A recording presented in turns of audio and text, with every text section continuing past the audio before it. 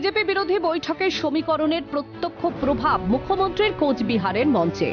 সুর একটু নমনীয়, তবু বাংলার ভোটে কোনো রকম আপোষ নয়। রাজ্যের সংঘাত অব্যাহত। বিজেপি, সিপিএম, কংগ্রেস একজোট হয়েছে। মহাঘোট আমি ভেঙে দেব। পাটনা বৈঠকের বাড়তি অক্সিজেন নিয়েই কোচবিহারের নির্বাচনী মঞ্চ থেকে মুখ্যমন্ত্রীর হুঙ্কার। সিপিএম কংগ্রেস বিজেপিকে বিদায় দিন। তিনটে একজোট হয়েছে। আমরা দিল্লিতে চেষ্টা করছি বিজেপির বিরুদ্ধে মহাজোট করবার জন্য। আমরা কালো আমায় গালাগালি দিচ্ছে, মহাভোট করবে। মহাভোট আমি ভেঙে দেবো। মহাজোটই হবে দিল্লিতে, আর বাংলারটা আমরা করবো, এটা মাথায় রাখবেন। বিজেপি বিরোধী জোটে ভরসা রেখেই দিল্লিতে মসনদ দখলের স্বপ্ন দেখছেন ঘাসফুল নেত্রী। অথচ নিজের রাজ্যেই বিরোধী জোটের অন্যতম কংগ্রেসকে এক চুল জমি ছাড়তে নারাজ মমতা বন্দ্যোপাধ্যায়। দু নৌকোয় পা দিয়ে কি চলা সম্ভব? রাজ্যে কংগ্রেসের সঙ্গে সখ্যতা না থাকলে কেন্দ্রে কি তৃণমূলের সঙ্গ দেবেন হাত চিহ্নের নেতৃত্ব? আপনি ঘোটালার নায়িকা বিজেপি তৃণমূল আঁতাত উস্কে মুখ্যমন্ত্রীকে আক্রমণ দিলেন প্রদেশ কংগ্রেস সভাপতি। জিজ্ঞেস করুন, এই বাংলায় বিজেপিকে ক্ষমতা প্রদানের দায়িত্ব কে নিল? এই বাংলায় বিজেপিকে আজ এত শক্তিশালী কে করলো? কে অটল বিহারী বাজপেয়ী সরকারের মন্ত্রী ছিল? কে বাংলায় বিজেপির সঙ্গে নির্বাচনী আঁতাত করলো? আয়নার সামনে দাঁড়িয়ে নিজেকে জিজ্ঞেস করুন। আপনি ঘোট এবং ঘোটালার নায়িকা।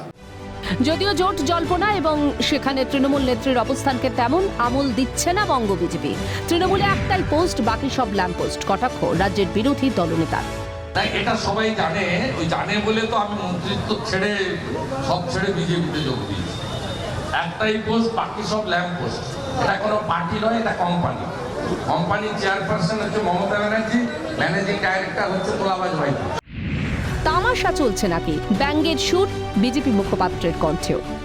এই তো কংগ্রেসের সঙ্গে গিয়ে পাটনায় ঘোরাফেরা করে এলেন। আবার অধীরবাবু বলছেন ওটা নাকি বিয়ে বাড়ি ছিল।